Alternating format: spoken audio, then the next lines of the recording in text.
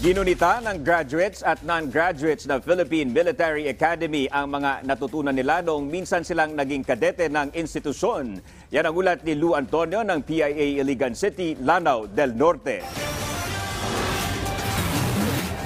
Mahigit 200 graduates at non-graduates ng Philippine Military Academy ang nagkita-kita para sa pinakaunang PMA gathering sa Northern Mindanao. Nagkaroon ng paraffle ng home appliances at ibang tokens. Celebrity guests din sa gathering sina Natasha Ledesma at Jeric Raval. Ibinida din ang trailer ng pelikulang Mamay, The Great Man of Nunungan. This will be the first time na yung mga graduates ng PMA at saka yung hindi nag-graduate at nakapasok will have a time na mag-interact, mag-mingle. So this is the opportunity for us also to see at saka makilala itong mga graduates at saka yung hindi nakagraduate na members ng 4th Class Club na assign sa Region 9, Region 10 at saka BARM.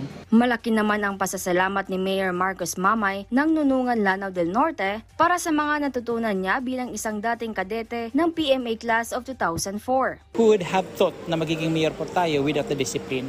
Yan po ang malaking natutunan po natin sa Philippine Military Academy. We are very much thankful na yung mga learnings po natin from the Philippine Military Academy na i-apply po natin. Bilang Vice President for External Affairs ng League of Municipalities of the Philippines, naging aktibo si Mayor Mamay sa international events para i-represent ang Pilipinas. Ilan na dito ang pagsali niya sa Mayor's Forum na idinao sa Brisbane, Australia at sa World Travel Market na ginanap sa London, United Kingdom.